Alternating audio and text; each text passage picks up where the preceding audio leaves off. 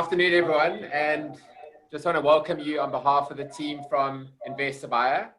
My name is Stefan Botha from Devmco Marketing. I'll be facilitating the chat today, and the whole objective is to keep it relaxed and informal, and really give you a real insight into what's happening within the Sibaya Coastal Precinct, in terms of historically, but also in terms of plan going forward.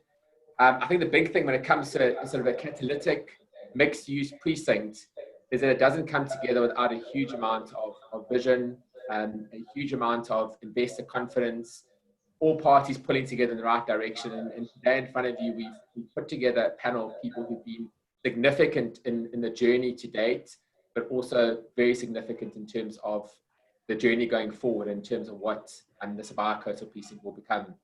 So we want to keep the session relatively short. We want to keep it around 40 minutes. And it's the kind of thing we want to keep rolling out. There's so much happening on a day-to-day basis, and keep updating you and keep this more of a regular dialogue, and really giving you behind the scenes insight into what's happening within the precinct, the conservation areas, the plans going forward, infrastructure, roads, etc.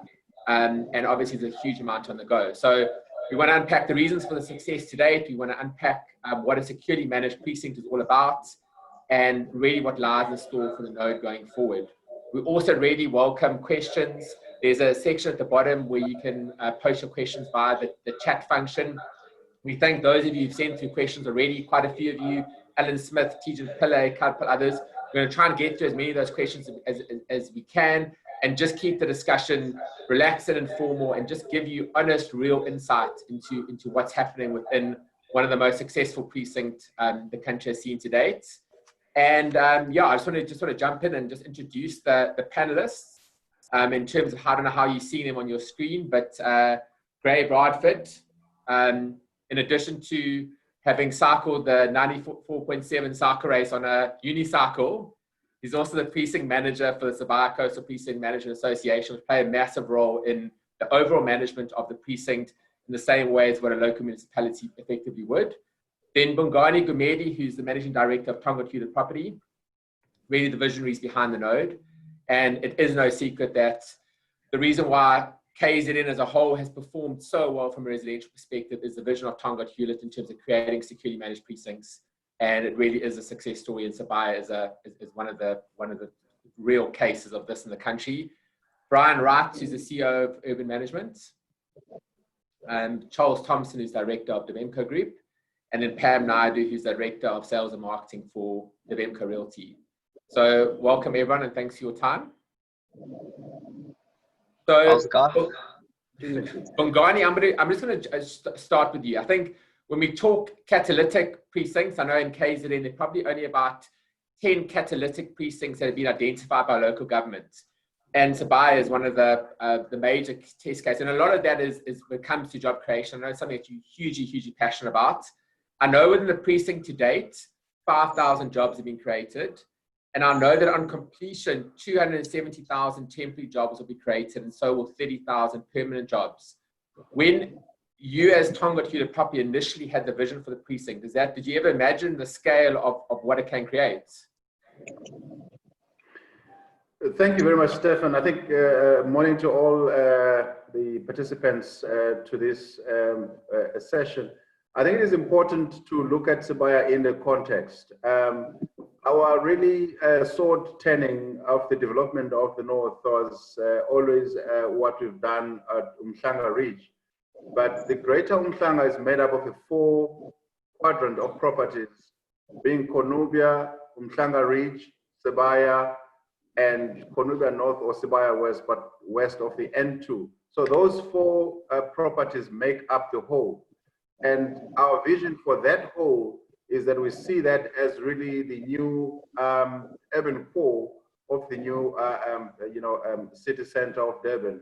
And the work that we've done in Umhlanga Ridge, as it is approaching completion at the moment, and the progress made in Konubia, created a market pool for us to actually open up Sibaya. And when we open up Sibaya, it really ran away from us, in terms of the market demand. And I'm sure Charles would talk to it, because all the developers came to Sibaya, and that then competed with other programs of preparing and putting the services and getting the properties back in the market. So yes, it didn't surprise us as much, but we expected it. But the pace at which it has gone, and it has really been one of the success stories of our North Coast stands. Yeah. And then Charles, I mean, from a Devmco perspective, when you guys launched Ocean Dune in 2015, it was literally just sugarcane and soil. Since then, you've delivered over 500 sectional title units, handed over 200 land parcels at the Gold Coast. I mean, it must have been a huge leap of faith at the time. What was the driver behind that investment? Yeah, Steph, I remember it like it was almost, months ago rather than years. As a surfer, I always remember driving past that stretch of beach and going, geez, this is a phenomenal piece of land. And when it was opened up by Tongaat Hulett, we just simply stood on the land and just looked at it and just looked around, and you can see Umhlanga within 2-3 kilometers away. Obviously, the new airport being relocated had a massive, economic stimulant, role in it after the 2010 World Cup. So it was perfectly primed location-wise. Obviously, stunning sea views. All the services or infrastructure Tongaat Hulett were actually putting in, or had committed to put in. And I think the blend of being close to the city, having that natural forest in front, as well as access to the beach, it was actually a bit of a no-brainer, and it's easy to say that now, however, at the time, obviously it wasn't a no-brainer, but thanks to Pam, who's on this call, I remember launching and saying, let's try and do this in 2 phases. Let's do like 100 units and 100 units. And Pam said, no, bugger that. I'm going to do all 260. We'll sell out. And I was like, oh, okay, whatever. And yeah, we did about 800 million in a week, on Ocean Dune. So the market demand was there, and I think that's allowed us to roll in. And what was so important about that first one was it set the bar. It set the rate per square. It set the level of quality, the level of buyer and tenants. If that had been let's call it a lower grade product, I'm not sure where the Sibaya would have been where it is, today, in terms of, the market's demanding or really wanting to be there because of its, let's call it, upper grade status. So yeah, it was a very good timing, and it was a leap of faith then, but it's been the best move we've done, as developers. So yeah, we're really chuffed. Okay. And then I know we're going to chat more about infrastructure and what's coming and schooling and education, all the rest. But Brian, when we talk about a holistic urban management concept, what does that all entail? Well, thanks, Steph. I think just chatting to Charles there, if you're listening to Charles, he's talking about the importance of the location. It's proximity to Umhlanga, to the beaches. What we bring to this is to say there's a development vision that Tongaat Hulett's been very successful in creating. There's lots of really quality developers, but what we do is we say, how is this location being managed? How do we create an awesome experience for those that visit the precinct, that live in the precinct, and most importantly, invest there? And it's about stimulating confidence in a node by your experience of that place. So we take a very holistic approach to this, whether it be from security, landscaping, communications, down to integration. We're involved with managing the nature reserve. How do we create these interlinkages between our public spaces, our connectivity through to Umhlanga Rocks, through to Umhloti? And at the end of the day, whether you're walking, whether you're cycling, whether you're driving through, you're coming to do business, we want to make sure your experience of Sibaya is one that you want to come back and repeat. So it's looking at, and it includes our engagement with the city around services. It looks at actually physical on-ground services in terms of security and a whole host of other factors. So it's really saying, how was your experience as an individual, as a family, as a businessman in that area? How do we enhance that for the long term? Okay. And I think, Steph, just to add to what Brian said there, we've done quite a few of these little look-ats in terms of the investment opportunities in a development node. And obviously, one, yes, you're getting that, your income, your rental income, but the major thing is the capital appreciation of the asset over time. And that's what's so important about a decent management facility.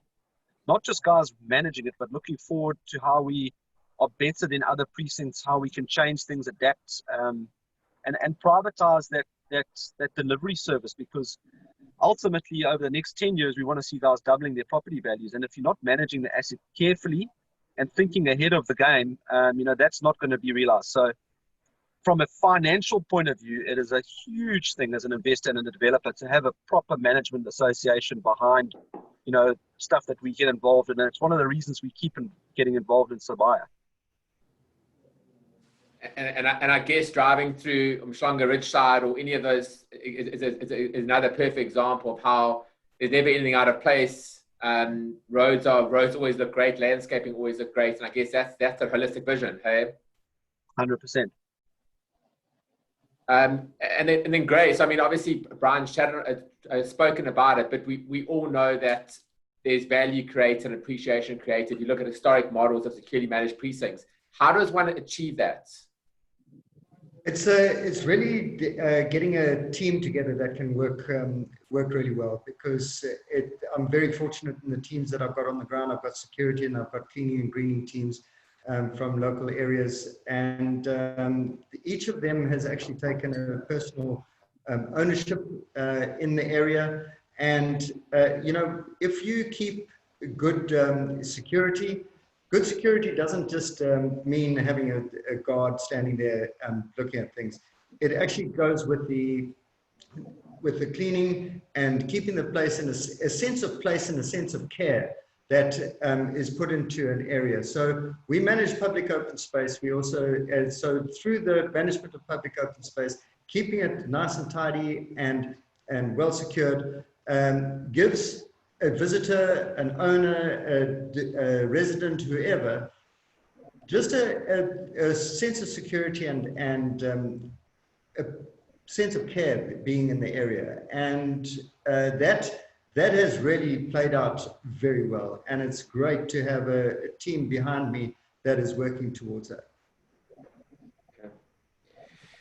Yeah, and I think, Charles, I mean, one of the things people probably don't know, probably wouldn't believe, is that Devmco had one of their best sales months ever in June within the Sibaya Coastal Precinct, amidst lots of negativity and lots of uncertainty all around us at the moment.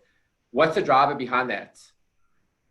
I think that saying that came out of COVID, your home's either your castle or your prison. I think a lot of people have realized that during COVID, larger facilities, big open gardens, security concerns, cleaning, maintenance, all those things, people actually could sort of look back on it and say, well, actually, in retrospect, I don't need all this stuff. I actually want a more convenient orientated lifestyle. I want to live in a precinct that's managed, and there's public facilities which are cleaned, and parks which are mown, and swimming pools which are looked after, and there's a gym, and I can walk down a road safely, which is privately protected, and go into the forest, which are managed, or go down to the beach and have very, very limited amount of input in terms of maintenance and time and DIY and all that stuff. So I think that's been a massive driver. I think just the whole, internal looking at how people live. I think people want a bit more open space, freedom, and actually not all the maintenance and management of large freestanding homes, plus all the costs that go on that. So the security costs, the electric fence maintenance, the cleaning and the landscaping and all that. So I think that's been a really big, strong driver. And then obviously coupled with interest rate cuts. I mean that's we had 2 massive 1-point cuts, and then looks like another one coming now. So we're going to be, if you prime less a half, we're going to be down into the 5s, in terms of percents, which is it's unheard of. So that's been a massive driver.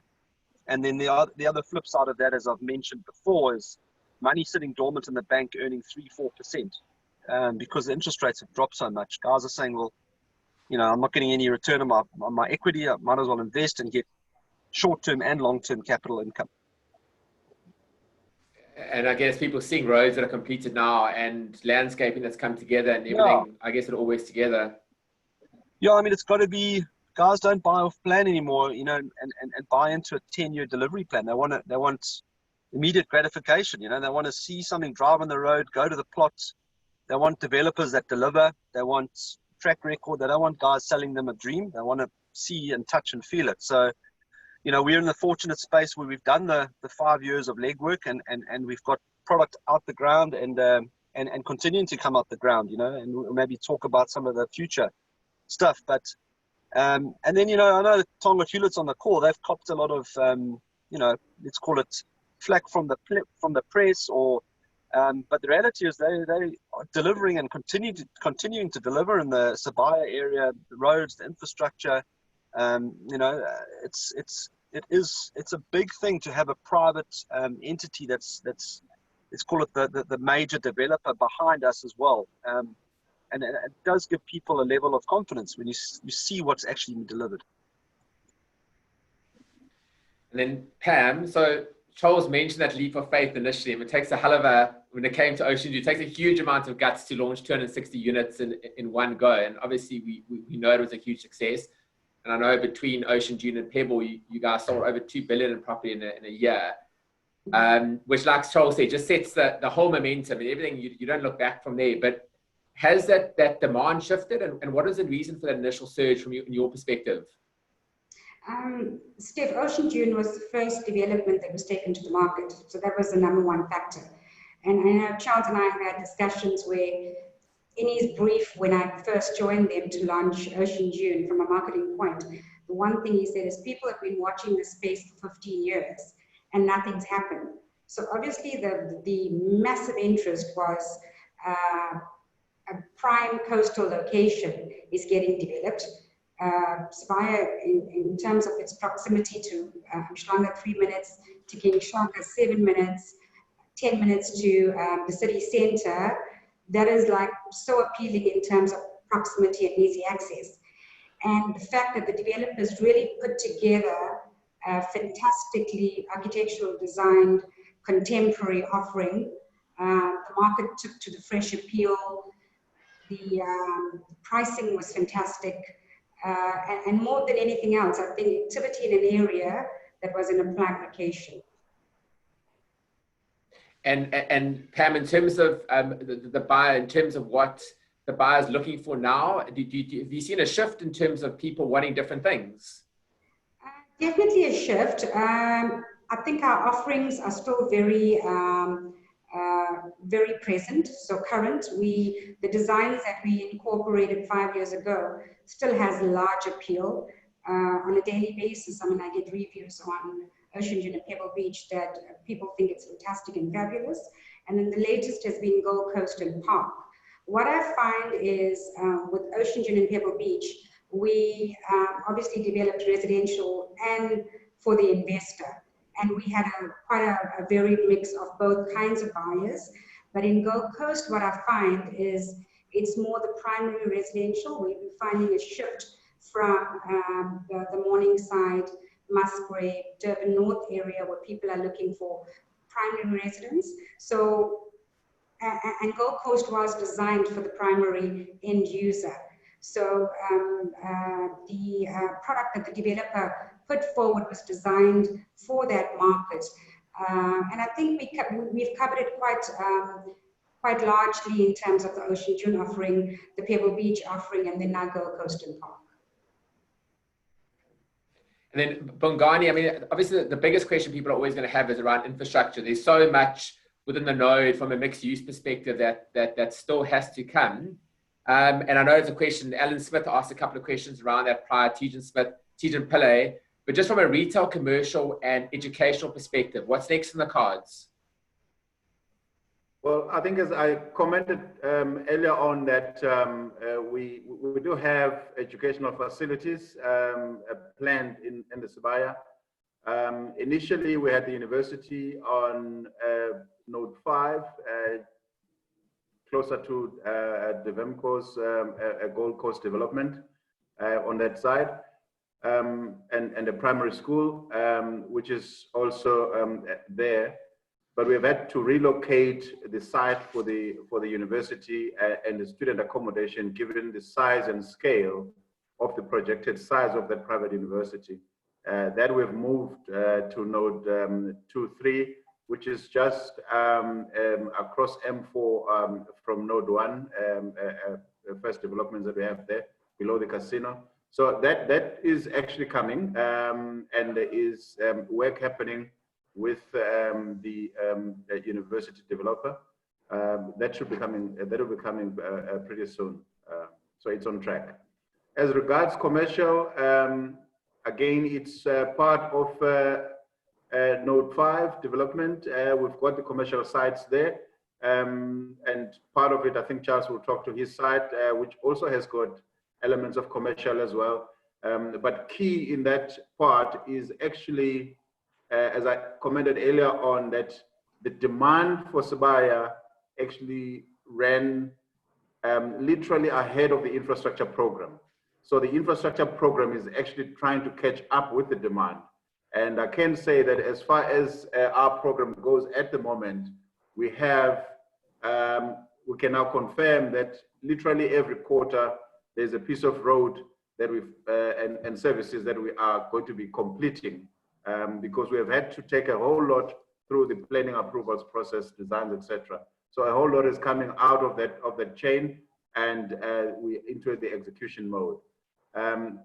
Every quarter until the end of 2021, we will be finishing some parts of the infrastructure at Sibaya and the roads in that whole development, including the Heleza Boulevard that actually connects to M27 across to Node 6 at Sibaya. And just to clarify, the M27 is the road running in Mshloti. Mshloti, yes. It's just the north part, northwards across up to the M27. That's a portion that I'm talking to, that we are going to be completing over this period. And then Charles, I know Alan Smith asked the question: when can we expect a full-on retail centre to be completed? When Tongaat Hulett give me my services. No, look, we've acquired the land on the other side of the area Bongani was talking about. It's Node 6, commonly known. There is a name for it, which we will talk about later in the year. But we are planning about a 10,000 square meter retail node there. We've actually been talking to, the Diskems, the Checkers, the Woolworths, those guys. They're all, actually blown away at how quickly Sibaya's taken off. We were interacting with them about 3 years ago, and they just said it's not ready. The node's not in a place that will actually accommodate a center. And they've actually all written back to us last week and saying it's game on, they're ready, So the timing is definitely right. So I would say, realistically, 2 years, I think the shopping center will be open. And it's going to be a post-COVID design center. So it's going to be more open air, more markety. It's not going to be your traditional shopping mall. I think we're moving away from that, as a post-COVID social sort of thing. So yeah, it's going to be a really nice designed open air facility with parks and kids facilities and all the rest of it. So yeah, say 2 years. Okay. And then you spoke about that Node 6, and then you're jumping north of that M27 going to Mshloti. So I think generally, obviously, the merger now with Mshloti is quite a big thing. There's huge value add to both parties. So when it comes to infrastructure upgrades and amenities, what will be the biggest benefit to the Mshloti guys? Well, I think there's going to be there's certainly an integration. I mean, even if you look at it, on a map, Sibaya is literally on the ridge behind Mshloti. So, they're probably not connected by that forest by about 100 odd meters in some zones. So, really see Sibaya as forming a proper secure corridor between highways and obviously Mshloti. So security upgrades is going to be massive. I do see that the value of Mshloti properties will continue to increase. The modernization and the continued demand that Sibaya is bringing to let's call it old sugarcane areas. And as those price per square meters continue to rise, so too will Mshloti. I think the connection that we've had with Mshloti guys working on Node 6 very closely together and taking in their comments, and that is, there's going to be some form of community sharing where we contribute levies towards keeping the beaches nice and clean, upgrading facilities, ablution facilities, the things that actually the municipalities aren't getting to. And there's no point complaining about it. We just got to get stuck in on the private sector and make it happen, So I think there'll be a lot of upside. We're actually looking at running fiber into Umdloti at the moment. So the connectivity and communication facilities, camera facilities, security facilities, landscaping as a global area. I think all of that will start to uplift those areas. Some of the areas in Umdloti are tatty. And I think it'll slowly uplift it. Yeah, I think it's going to be a massive benefit from Umdloti. Yeah. And I mean, it's just interesting. If you look at the prices that have been achieved at Sibaya in terms of price per square, Umdloti has been significantly lower historically. So I think from a property appreciation perspective, it can only mean massive growth from Umdloti as an area. Yeah, definitely. And then Brian, obviously that marine section in front of Sibaya and Umdloti, I mean, I know between First Avenue and Fourth Avenue, always been seen as a whale breeding ground, and there's been lots of conservancy initiatives. What's the big plan there from a marine conservancy? Oh, thanks, Steph. I think it's if you look at holistically the link between the Umhlanga Rocks node and the Sibaya precinct is joined by an extraordinary asset being the forest and the beach. And there's been a tremendous amount done to the Umhlanga Rocks and the Sibaya collectively to improve that beach experience. Gray will talk about the forests and the trails that we've gone through, but ultimately where we're at, we've commenced discussions with province, that's provincial government, around the possibility of establishing a marine protected area, which would include the conservancy in Umdloti. It would start up at the Umdloti River and run all the way down south to the Durban View car park on the south side of the Umhlanga Rocks. And that's all this understanding of this really sustainable interface between our green and blue environments and the users, because in our urban nodes, if we don't use our green areas, we lose them. And it's about saying, how do we activate our areas? How do we bring real joy and value, at the same time protect the areas? So the long-term plan is to have fully fledged marine protected areas, which what we have at Allawal Shoal and up at Sodwana and down in the Cape. So there's a long-term plan in place, and that will be a reality. And then Gray, I mean, obviously that forest that Brian alluded to, it's massive, and like we've said, it extends between Umdloti all the way south to basically south to Umhlanga. What's been done? I mean, I know a huge amount's been done in terms of conserving and trails and all the rest. It'd be good to know your insights there. Thanks, Steph. It's actually very exciting, that forest. It's an extraordinary piece of natural forest, natural dune forest, actually the biggest piece in the whole of the Tukweni area. And I've got some really good experts that have been assisting in identifying alien vegetation. So we've got teams in there that are cleaning out the alien vegetation. It's an ongoing exercise. I've also got a team of utility guys that have put in trails through the forest, and we've marked them up. We're about to sign them nicely and have different trails through the forest. We've got about 3.5 kilometers of trails in there so far. And we're really striving to keep the integrity of the forest. And you realize just how vulnerable the forest is with that scar that happened next to through the M4 in Umdloti. It just goes to show how loose the sand is, and if the forest is removed, how quickly it just gets ruined. So that is very foremost on our minds, and keeping the place. So any trail through the forest has to be well thought out and well implemented so as not to damage the forest in any way. It's there to complement it. And then Graham, I mean, a question from Glenda Hamilton, but also a question that Alan Smith posted beforehand, just in terms of those paths down to the beach and what the status is. Okay, so at the moment we've got them as trails. They're hiking trails through the forest, and as I said, we're about to get them signposted and marked up, and we'll put up maps of the the forest. I've mapped them, and they'll be GPSed onto maps that you can see. In terms of putting in a permanent and a boardwalk type structure, that is not on the cards right now due to the impact that it has on a forest. That's got to be really, really thought out carefully, where you take a trail, a boardwalk through a forest like this, a real natural forest, and due to its vulnerability of any damage. And we want to keep that as clear and open as possible. Okay. And I guess one of the massive things, that forest probably 2 or 3 years ago wasn't being protected or conserved at all, I would assume.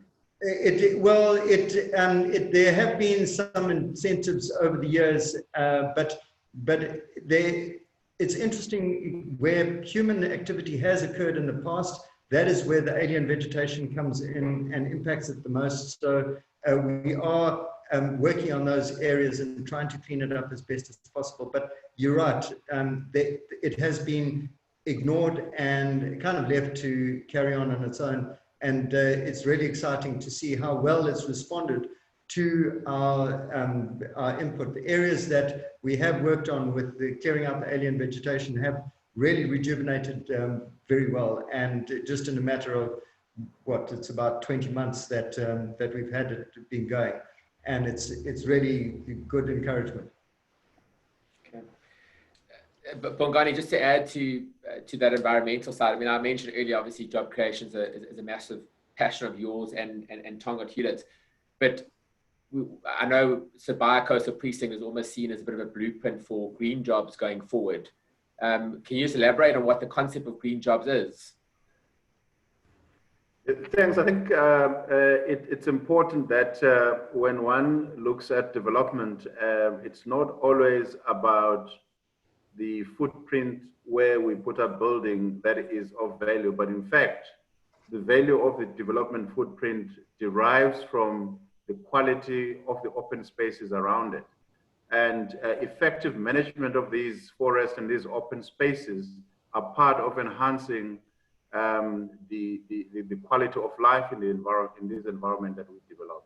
So one of the issues for us when one looks at the whole notion of managing these open spaces is that it's not only the immediate area that you in the precinct that you are managing that creates vulnerability. It is also the areas outside of the managed precincts that have a direct impact in what we are doing. It is for that reason that we've been working with Durban Green Corridors and the city's environmental unit and economic development unit, leveraging the national programs of rivers source to sea. And we look at Ohlanga River catchment, literally from Enanda, planning it down to the ocean, literally to the Sibaya forest as well. To actually connect that entire river catchment system and identify its vulnerability and mitigation through, as it meanders through these various communities and different areas, to say what needs to happen where in this river catchment in order to create a sustainable ecosystem that links to the developments around it. Through that process, you are actually also integrating various communities upstream that then ensures that your fauna and flora and the quality of your water system by the time you get down to the beach is improved. The trash booms along the river to actually stop plastics and other waste flowing through and into the ocean and polluting the beaches is part of the program. Enabling communities to do urban farming in an appropriate manner, controlled manner upstream is part of the program, and limiting illegal sand mining, which often happens along the river banks, etc. All of those initiatives are part of managing this entire open space ecosystem to ensure that there is quality of value for the investments that are happening. We also get the communities involved in propagating indigenous trees, plants, that are bought by landscapers and come back to these managed precincts to create the environments that that we see.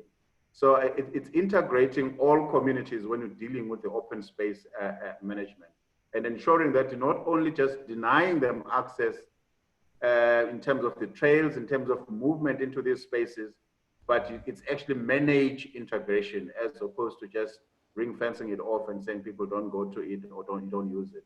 But it's how best we use it and integrate it in a manner that creates jobs, creates opportunities, and actually it is not just about the paying jobs, but it's about the functional use of these open spaces by all communities around us. Thanks. Okay. Charles, just going to combine a couple of questions that have come to, one from Sibaya, which basically says, are there plans to accommodate more price-sensitive products within the node? And the secondly is, what is the next development planning within Sibaya in terms of new projects?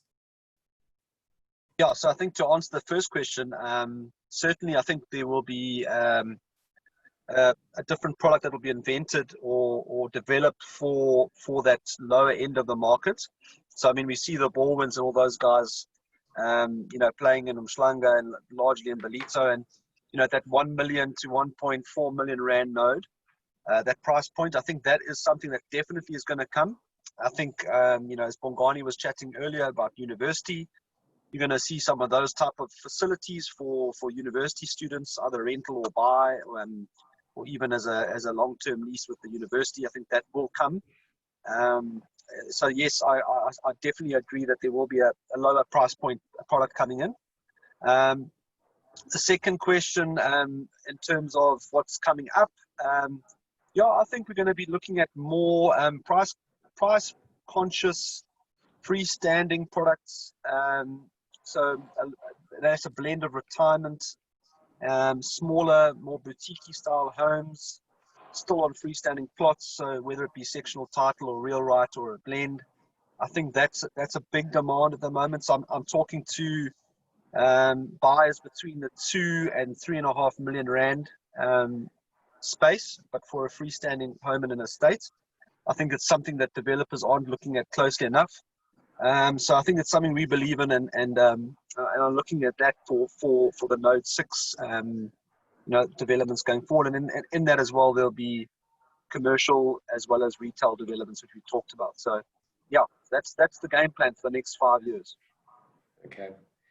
And then just two questions, one by Anonymous and one by Daniel Friedman, both related to paths and roads. I mean, Graham, maybe the first one for you is there a path plan from Precinct to Umhloti Beach via Margaret Bacon? That's the first. And then Charles, just to follow on from that, from Daniel Friedman, does the upgrade of the road infrastructure include an upgrade to the M27 going into Umhloti? I don't know if you want to answer first. Thanks. Yes, absolutely. That section of the forest behind Margaret Bacon is going to be worked on. In fact, we've got a team working in there right now, clearing out aliens, and we are identifying areas where we can put a path through there. So there will be access down through the Margaret Bacon area. Okay, perfect. And then Charles, just with regards to that M27, will there be an upgrade or widening there? Yeah, I think there will be. I think Bongani can talk to that, but I think Bongani, when THD intersect the M27 on the Heliza with the Heliza Boulevard, that triggers that intersection upgrade, doesn't it, Bongani? Yes, quite right, Charles. The development of Sibaya is made up of 7 precincts, and at the moment, the development focus is on between the back of Umhloti and the M4, and that's where the concentration is. But the moment we connect the main road through Sibaya that connects to M27, which is Umhloti Road, there will be an upgrade triggered on that road, as well as the M4 by the filling station traffic circle there. That would also trigger those upgrades. But those upgrades are part of the roads infrastructure development for the whole of Sibaya. It will actually have a significant benefit to not just to the Sibaya itself, but to the connectivity of the Umdloti community and Sibaya, as well as the M4 and 2. Okay. And then Pam, there's just a question from Vanessa Knight that came through. It came off the back of Charles talking about the future plans, and it says, sorry, I joined late. Can you provide what you envisage around freestanding properties? I know Charles mentioned between 2 and 3.5. Is this for full property, land and building? Yes, we are actually planning freestanding homes for that price range. We find that there's been quite a demand from the marketing and data that's been captured from our historical marketing in the last 5 years, that there's definitely quite a large demand for that kind of market. So there are plans to have that offering. Freestanding, plot and plan, from 2.5 up to, I would say, 3.5, 4 million. Okay, perfect. Yeah, and then I think that obviously, I think Graham, maybe we'll just one more question before we start wrapping up. The conservation levy charge, is it a once-off, and how is it calculated? The conservation levy is not a once-off. The conservation levy is part of the levies that all of the developments pay. There's basically two different sections. There's the Sibaya Precinct Master Management Association, and then there's the Forest Trust. And the levies are on a monthly basis, and if some goes to the Master Management Association and the other goes to the forest. And it's based on the square meterage. Okay, perfect. And then I know there's just a comment now from Yanni Pavlo, which says, when will the Advitech school break ground? Just so you know, and I don't know if Bongani mentioned in terms of how they are chatting to Advitech at the moment. We probably will have Advitech on the next session. So like we said, we're going to try and have a couple of sessions going forward as we update. And then they'll be able to go through where the timelines are in terms of school, but also in terms of the university. I think obviously planning for something like that might be, obviously with current COVID situations, might be a little bit more challenging than maybe before. Brian, you obviously are a very, very passionate person. I know you're very passionate about the node. When you look at where the node is now, what excites you most? Yeah, in South Africa at the moment, globally, we face with real challenges, and we need beacons of hope. And Sibaya is a giant, shining beacon of hope. It has an unbelievable development vision. It has committed developers, but it also has a well-resourced, embedded management structure that's here to ensure that that vision is actually lived. So you can walk on that beach on a Sunday morning from Sibaya to Umhlanga Rocks. You can stroll through the forest with your kids. This is about saying, yes, South Africa, we can do it. We don't have to live behind fences all the time.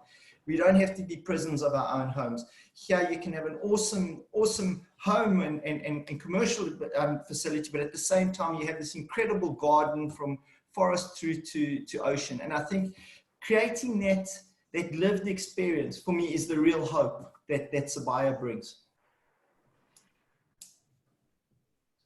Okay. And then just to add to that, Steph, with what Brian's just said, the appeal has been fantastic. The feedback from people that have bought, and as you know, we've had over 500 that's invested already, 500 families. We've had phenomenal feedback.